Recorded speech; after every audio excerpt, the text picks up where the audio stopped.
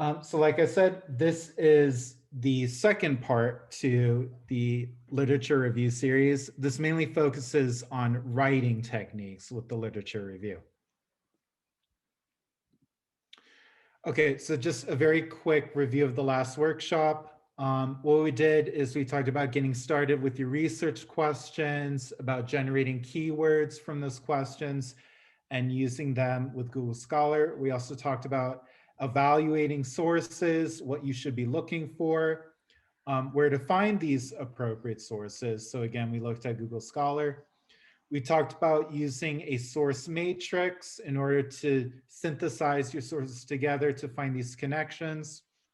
And lastly, we reiterized that research is recursive, which means that it's something you return to again and again.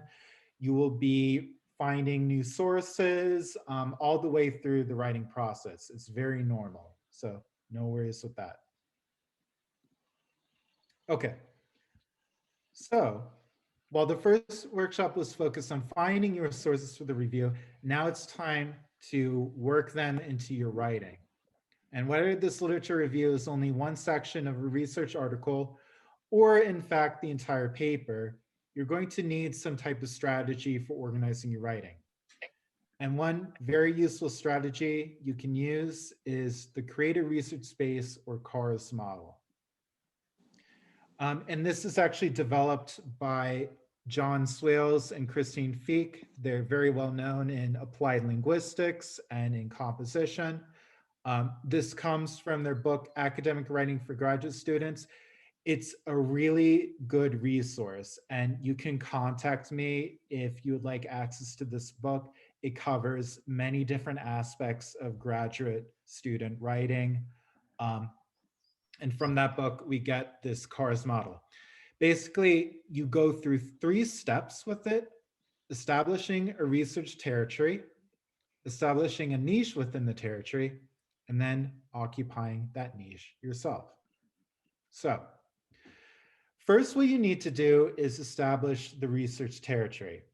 You show that the general research area is important, central, interesting, problematic, or relevant in some way. And you introduce and review items of previous research in the area. So in a way, this is sort of like the opening move in chess, where you set up the game for the rest of it. And this is where all of your summarizing of the literature in your field comes into play. So you decide for yourself, how general do I want to make my topic? How much information do I need to give the reader for them to understand what my research area is? Typical sentences that you see within this section, such as recently there has been growing interest in Kazakhstan, or the possibility of new oil fields has generated wide interest in Kazakhstan. Many recent studies have focused on Central Asia. So you're showing that these are established areas within the literature that is considered general knowledge in your field. And you're presenting it to the reader so that the reader is familiarized with your general research area. However, at some point, just as in the game of chess, we need to enter a check, which means you start to force the position of the king so that you can end the game. Here, what you do by establishing a niche is you focus on one specific area within the broader research area. You do this by problematizing past research, indicate a gap in the previous research, or by extending previous knowledge in some way. Now, let's talk about this. You often have heard the phrase that you need to find the gap in the literature. And that's true, but there's actually different levels of what you can do with that. The strongest justification for why you're performing new research is that you show that something is incorrect with the past research. You say that a previous study was flawed And so you're here to correct the flaw. You have to be careful with that though, because that's a very strong claim. And those previous authors will not be very happy that you say that their research is incorrect. So you need to have strong, strong proof that the previous research was wrong. Very commonly, you indicate a gap in the research. In other words, you say that something is missing. And you just do this by spotting what is not being talked about. So it's sort of like narrowing down a grand pyramid until you find the point where something's missing, right? So you say, you find things that focus on Kazakhstan, but you see nothing on Kyrgyzstan. That's your gap. That is where you enter in your own research. Similar to that is just raising questions or making an inference by saying that something is unclear and you are here to clarify it. Or very simply, you're continuing a tradition, which means you're just adding on to the knowledge. Or one way you might think about this is in the hard sciences, you are redoing an experiment in order to prove it. So for example, nowadays, there are a lot of tests about COVID vaccines. Let's say you do a study, you just want to test a vaccine to make sure it actually does what it's supposed to do. So you're adding on to the proof with it. So yes, indicating a gap is one way to justify your research, but there's many different ways that you can work with the literature. So common phrases that we see with this section. Research has tended to focus on Kazakhstan rather than on Kyrgyzstan. However, a few studies have focused on blah, blah, blah. None of these studies have done blah, blah, blah. Although considerable research has been devoted to Kyrgyzstan, rather less attention has been paid to Tajikistan, and so on and so forth. So you're showing that there's some problem here. And now, in the third step, you occupy the niche. So you solve the problem with your current research. You do this by outlining the purposes or stating the nature of the present research. You list different research questions or hypotheses, announce principal findings, state the value of the present research, indicate the structure of research paper.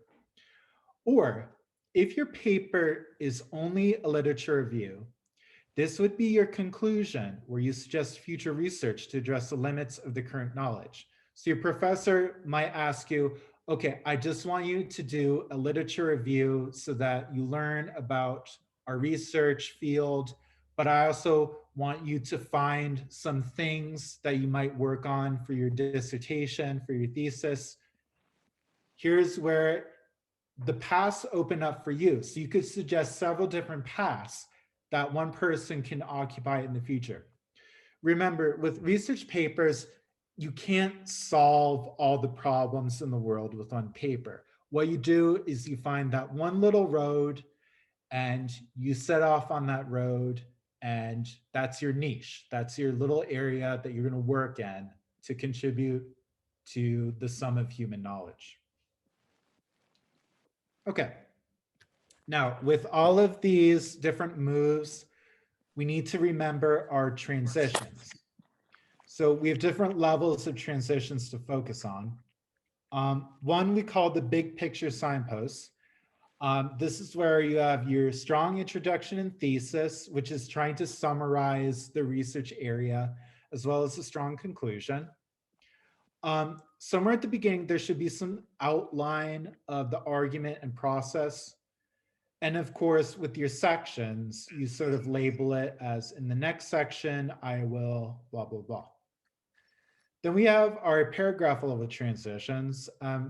Of course, you always want to have strong topic sentences. So you want to make sure that the purpose of the paragraph is clear, along with your concluding sentences. And then, of course, we have our sentence level transitions. So relationships between ideas using transition words, and informal transitions such as pronouns, repeated keywords, and synonyms. This is a little exercise I sometimes show my students. So we ask them, where would you put an appropriate transition word within the paragraphs? I also want to show you very quickly a very handy handout that you are free to ask me for. This is a list of several different transition words and phrases that you would encounter within it. Okay, so we have different transition words, words that show addition, such as additionally, again, also, words that show cause and effect, such as a result, concurrently, consequently, words to compare, such as conversely, correspondingly, contrasting words, we have words to emphasize something, examples and illustrations, words that extend, sequencing words, which are very useful.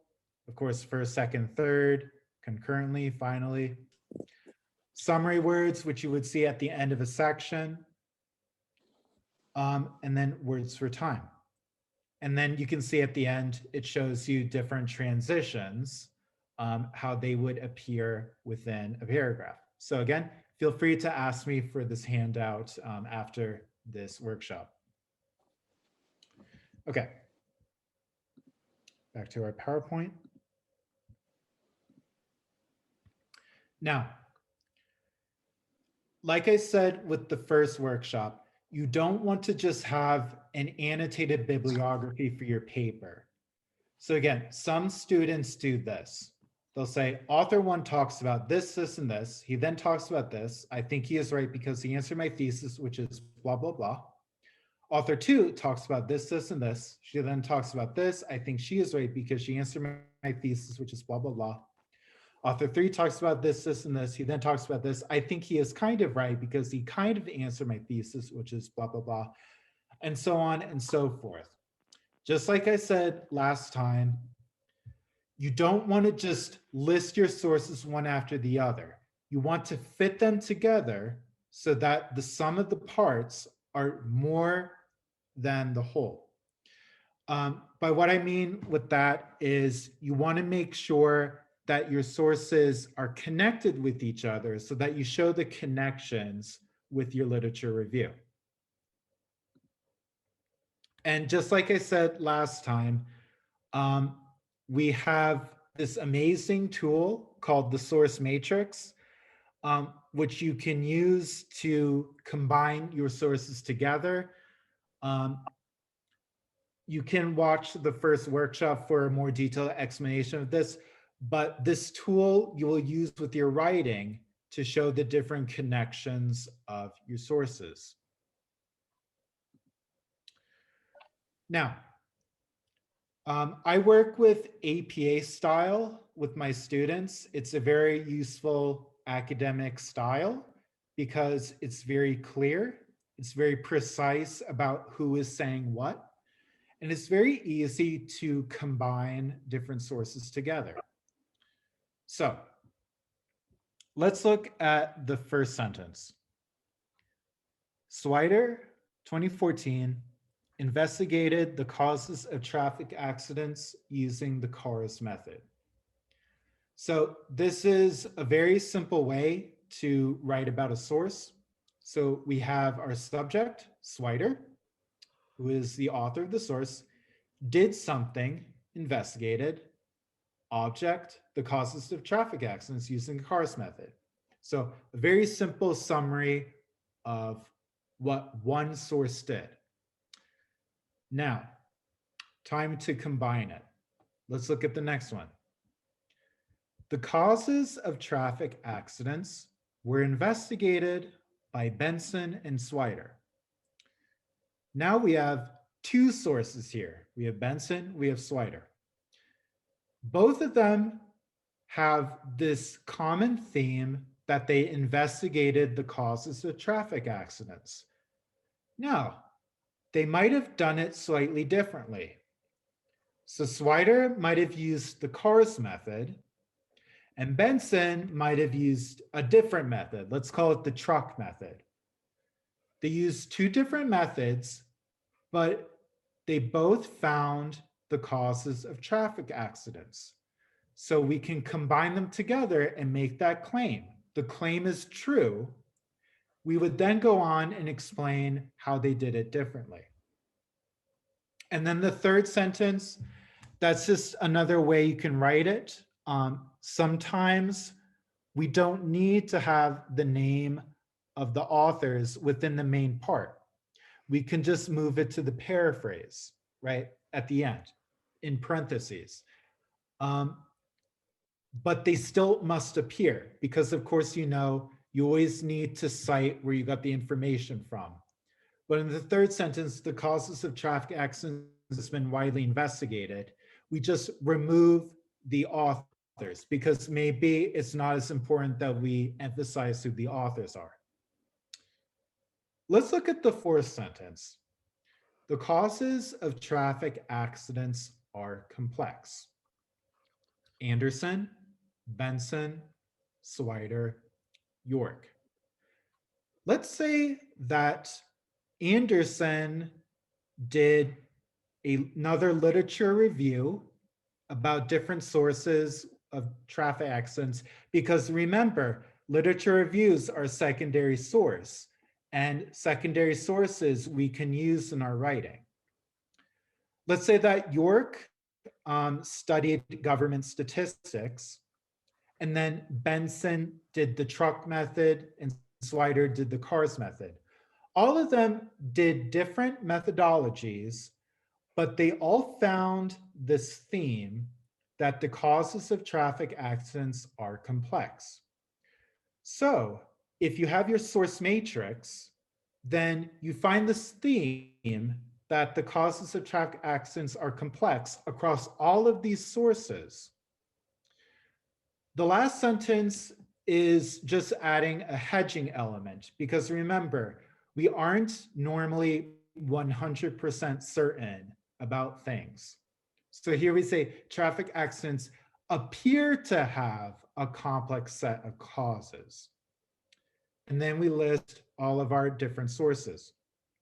Now, if you think of this as a pyramid, you can see how the paper starts to write itself. So for example, we could do traffic accidents appear to have a complex set of causes, and then all these names. The causes of traffic accidents were investigated by Benson and Swider. Swider investigated the causes of traffic accidents using the cars method and found this, while Benson investigated using the trucks method and found blah, blah, blah. Do you see how the paper starts to write itself? So again, when you have a strong source matrix and you see all of these connections, you can then find these commonalities and then get specific with each source. And that's how your literature review kind of flows out from this. Really, literature reviews are not as complicated as you might think if you appropriately use your tools in order to see and summarize all of these different sources. So it's not like this mysterious force. It's just like with designing a building. You need to have your blueprint, you need to have your foundation, and then the structure will stand. In this case, the structure is your paper. Again, these are just some things to think about with APA style. So if you have two or more works in the same parentheses, you order them the same way they appear in the reference list. So alphabetically separated by a semicolon, just like this. And then if you have authors with the same last name, you would use first initials with the last names. I'm just mentioning this to tell you, you should be consulting the APA style guide. And in fact, they are doing a workshop with that in a few weeks with APA 7th edition. So definitely check that out if you're working with APA style. Okay. So if we were doing this live in person, I would normally give a few minutes for you to find these connections between sources. Obviously, we can't do that. So I will explain it for you. As you recall from the first workshop, there are different ways to organize your literature. Here they've organized it thematically. So we see three important aspects of this field have received extended critical attention: length of time, the amount of revision, and the extent to which highlighters help or hinder. So we then go to the first theme, length of time. So we see a source here. In terms of total time, Horowitz found that the average number of hours spent on a lit review is 22.6. This is very close to the finding of Smith, who found a time of 21.8. Here we see the connection between the sources. So Horowitz and Smith have a similar amount of time for the students, but we want to make sure that we're accurate with how much time for each person. But we find a connection there, right? Then we have the second theme. So amount of revision required by advisors. Downs, Thomas, and Hyperion have concluded that advisors always require at least 2 drafts of a lit review. Now, they might not have said that exact sentence. You are the one who found that.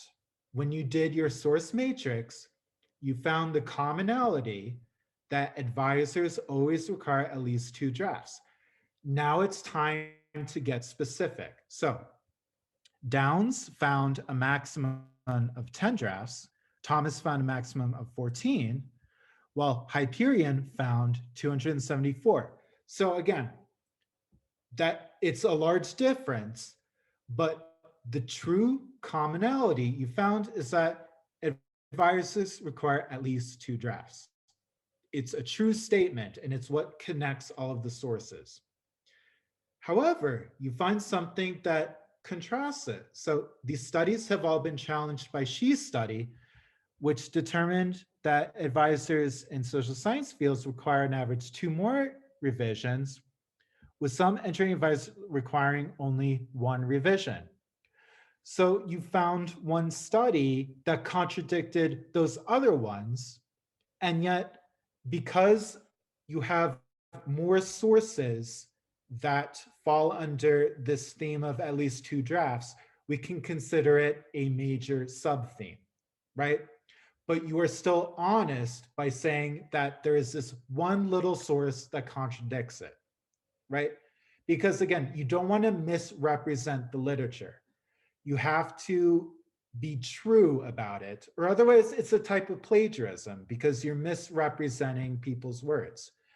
But you still found a commonality between the majority of the sources. So it's okay.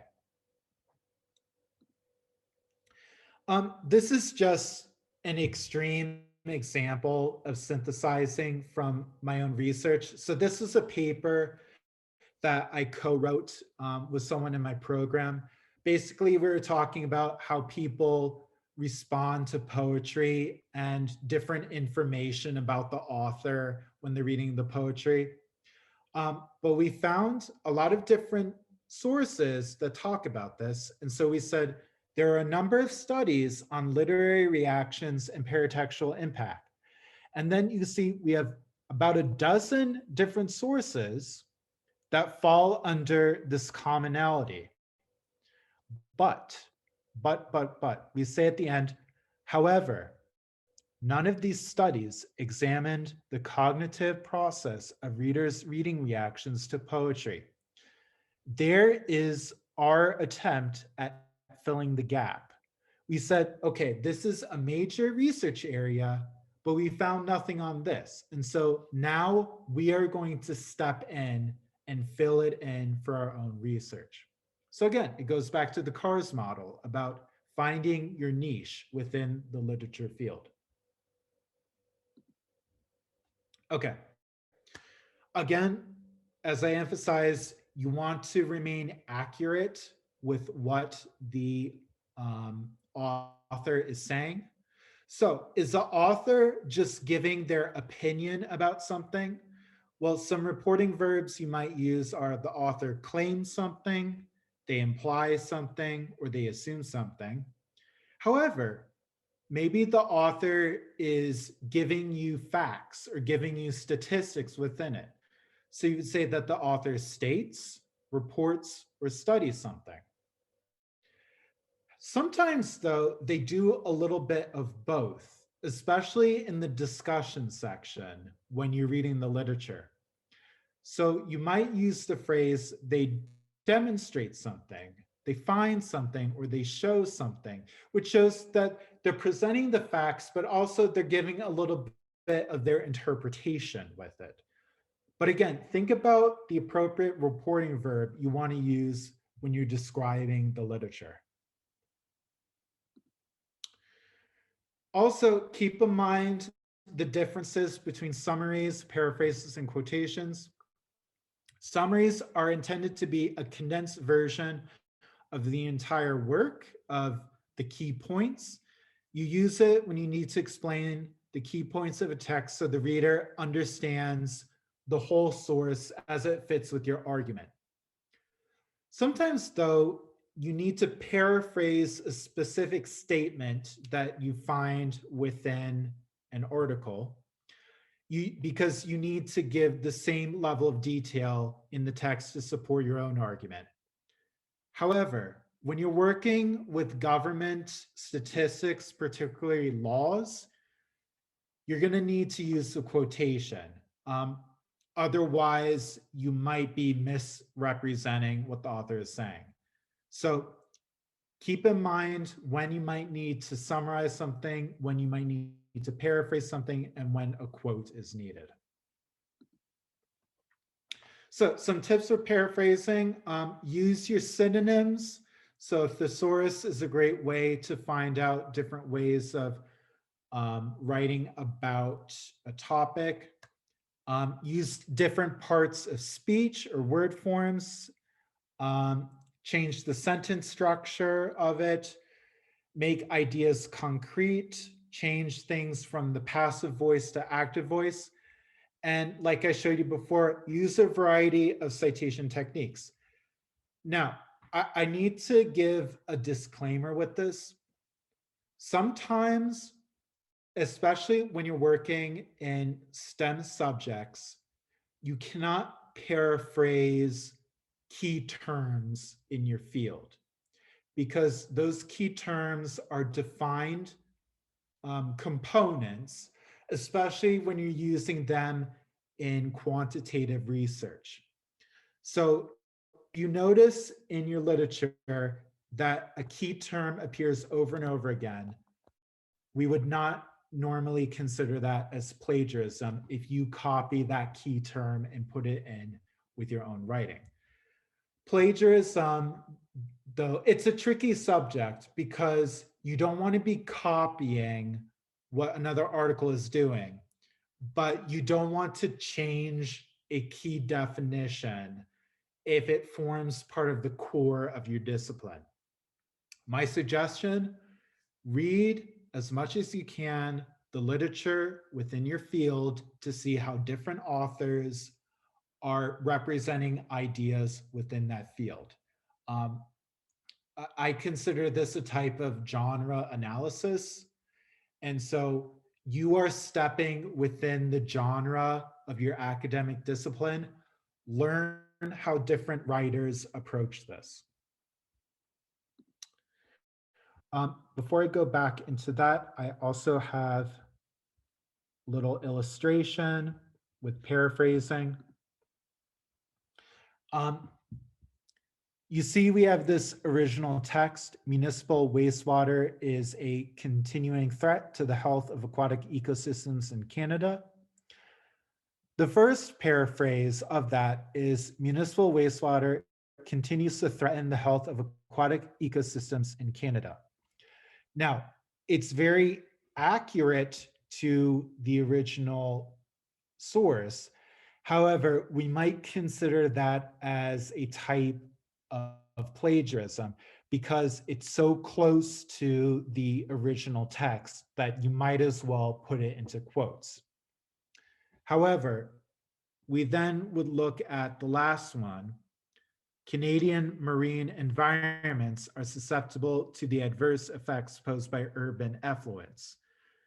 Now, that's very different from the original text. So we might say that it's a safe paraphrase. However, it might not be very accurate. For example, they're talking about um, marine environments and urban effluents, but this might have not been discussed in the original literature at all. And that happens sometimes with the thesaurus is you're finding related words, but the meaning becomes distorted. So again, paraphrasing is this delicate balance between not overly quoting from different literature, but also not misrepresenting it at the same time. So just keep that in mind. Okay, and as I said before, writing is recursive. So as you're planning and researching, that forces you to read and analyze it, which leads to your drafting, synthesizing sources. And yet, as you're revising and reorganizing it, you might decide to yourself, hey, I need some more sources on this one topic to justify my research, which leads into more reading and analyzing, and so on and so forth. And like I said last time, this is perfectly normal. Um, it's a very healthy way to approach your writing. Um, just keep in mind your due dates, because at one point your advisor is going to say, hey, I need a draft and you should have something written, but you might be adding in different sources up until the time that it's due. And again, that's normal. Okay. I'll close with an activity, well, a description of an activity that I do with my WCS 150 students to get them thinking about how to synthesize sources in their writing. So normally what I do is I give them kind of a strange snack, maybe like black licorice, and I ask them to eat it. I ask them, write your reaction to it. In addition to your opinion of it, please describe in detail the taste, texture, smell, and other details to support your opinion. After you finished, share your writing with your group members. And then you write 2 new paragraphs to synthesize these opinions together to make an argument. And this is the template that I give them. So I'll have them write, overall, the consensus is that this snack is good, neutral, or bad. And they pick one, and then they cite the names of all the students who had writing that matched this overall theme, right? Then we go into the proof for it. So, for example, some found that the taste was disgusting. And then we list the different people who had writing that was similar to that belief. Others found that the texture was yucky. And then we find the different names that fall under it. And then if somebody finds a really interesting quote within it, they can put that quote in. So as blah blah stated, this is the worst snack I've ever had in my entire life. You know, it's funny and it's a memorable quote, right? But of course, there are always some that disagree. So, however, one person found that the snack was actually good, and then you list that person. As this person wrote, and then you give the quote that supports that. And then we go back to our reiteration of the main theme. So, still, as shown by the evidence, overall the snack was perceived as bad. Again, it's not as complicated as you might think with synthesizing sources together. It's all about finding these commonalities across these sources and putting them in your paper and saying, this is what I found in the literature. And just as with the first workshop, a source matrix is a great way to help you with that. Okay, And that concludes the formal part of this webinar. So again, my name is James Swider. You can find me in Gmail if you would like access to some of these materials. Also, feel free to make an appointment on nazarbayev.mywconline.com. I am in charge of the graduate tutor schedule, and I'm also a tutor myself.